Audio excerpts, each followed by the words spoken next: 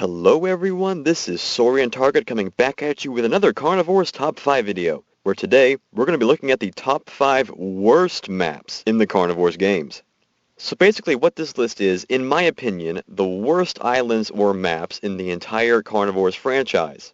Well, it was going to be the entire franchise, but I've decided to limit this list to the original trilogy, because A, those are the only official games that matter, and B, basically all of the Cityscape maps are so painfully bare and not even properly designed for hunting that they'd all just fill up this list by themselves. Plus, the maps from the original games are the ones that people play and remember the most, so it will only be from those 3 games.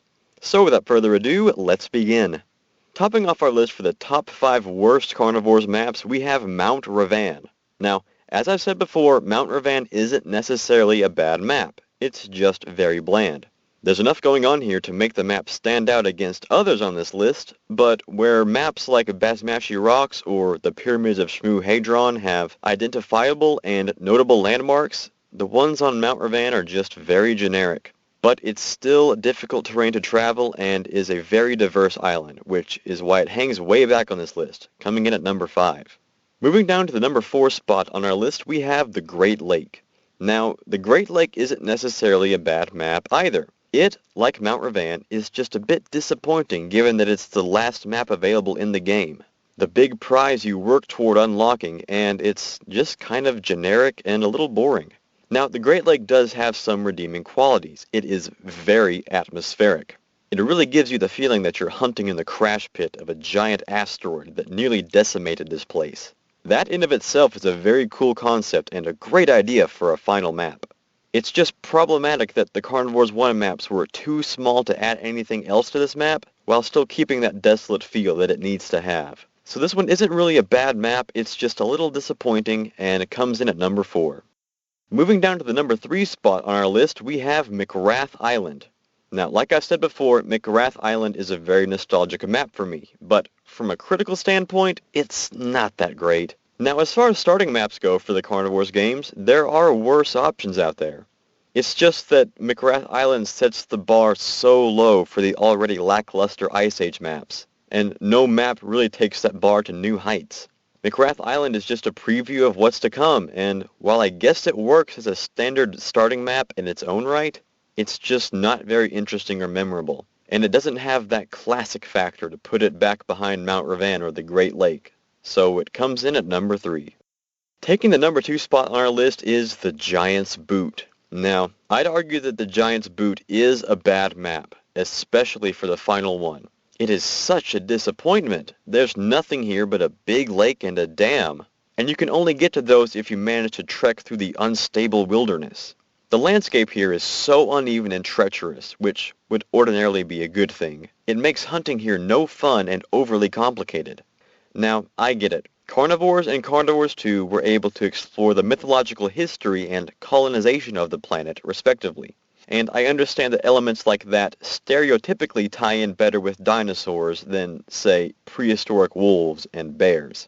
So in that respect, I can see why some of the Ice Age maps are a little drab. No one wants to live up north and build ancient temples or forts in the snow and ice. But this is the final map of the final game in what, for all we knew at the time, was the only trilogy of Carnivores games we would ever get. They could have added something. Carnivores introduced us to the supernatural side of the planet with the disembodied voice in the ancient temple, and Ice Age would have been the perfect place to explore that element. Up here, it's cold, it's dark, it's foreboding, and pretty much uninhabited. Digging deeper into the creepier side of the planet's lore would have been so thrilling and rewarding up here.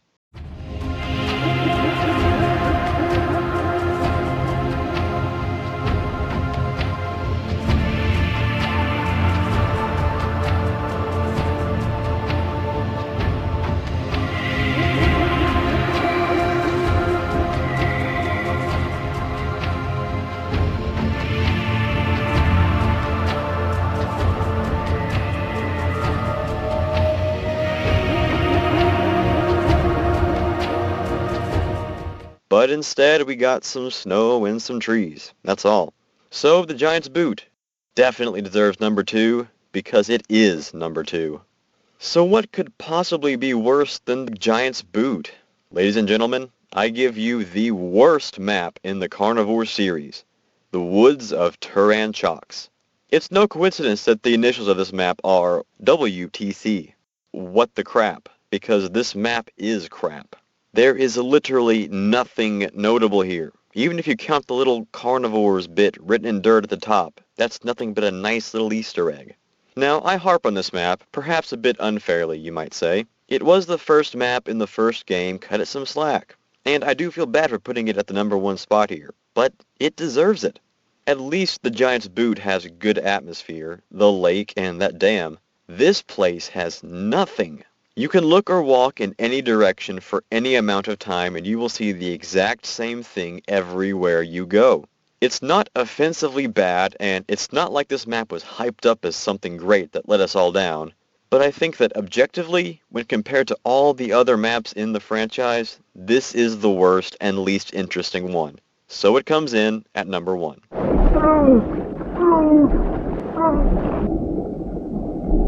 So there you have it, guys. Those are my views on what I consider to be the top 5 worst maps in the Carnivores franchise.